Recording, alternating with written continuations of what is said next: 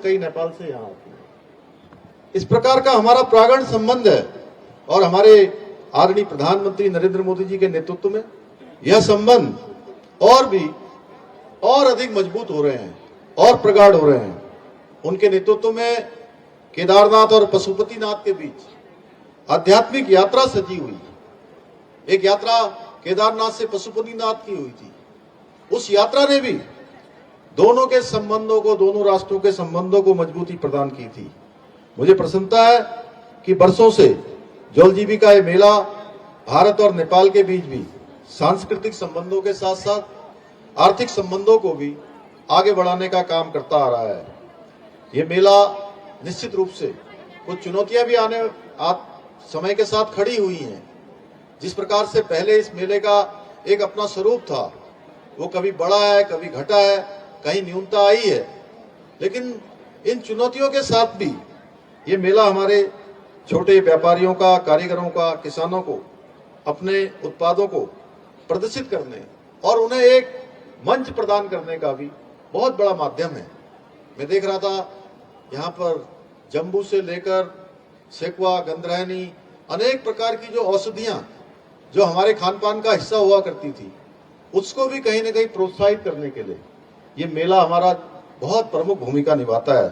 भाइयों बहनों, आज हमारे प्रधानमंत्री जी के नेतृत्व में हमारी सरकार सीमावर्ती क्षेत्रों के समग्र विकास के लिए वाइब्रेंट विलेज प्रोग्राम के तहत पूरी प्रतिबद्धता के साथ काम कर रही है और सीमांत क्षेत्रों में उन क्षेत्रों को अब जिनको देश का अंतिम क्षेत्र कहा जाता था, अंतिम गांव कहा जाता था, माननीय प्रधानमंत्री जी ने इस अवधारणा को बदला है और अब उन क्षेत्रों को अंतिम गांव के रूप में न कहकर, अंतिम क्षेत्रों के रूप में न कहकर, उन सभी गांवों को अब पहले गांव की संज्ञा दे दी है। चाहे हमारा यहाँ का नाभी का गांव हो, चाहे गुंजी हो, चाहे हम माड़ा गांव की बात करें चमोली जनपद में, या हम मलारी की बात करें, या हम उत्तरकाशी जनपद के हम नेलांग और जादौंग की बात करें, ऐसे अनेक गांव हैं जिन गांवों को अब पहले गांव की संज्ञा दी जा रही है। हमारे पिथौरागढ़ जनपद के भी कई सारे गांव हैं और आदरणीय प्रधानमंत्री जी ने बहुत सारे, अभी भाई अजय टमटा जी जब बोल रहे थे तो उन्होंने बताया, आदि कैलाश यात्रा करने वाले देश के पहले प्रधानमंत्री श्री नरेंद्र मोदी जी हैं और उनकी यात्रा के बाद इस क्षेत्र में आवागमन बढ़ा है। अनेक हमारे कारोबारियों का, व्यापारियों का, होटल वालों का, टैक्सी वालों का अनेक प्रकार से व्यापार बढ़ा है और पिछले साल की तुलना में 10,000 से भी ज्यादा लोगों ने इस बार आदि कैलाश के दर्शन किए हैं और ये संख्या लगातार बढ़ने वाली है, इसमें रुकने वाली नहीं है। इससे निश्चित रूप से हमारे इन क्षेत्रों को एक नया व्यापार और आर्थिक क्षेत्र में आगे बढ़ने का अवसर मिलेगा। हमारी सरकार आज किसान भाइयों की आय को बढ़ाने के लिए भी काम कर रही है।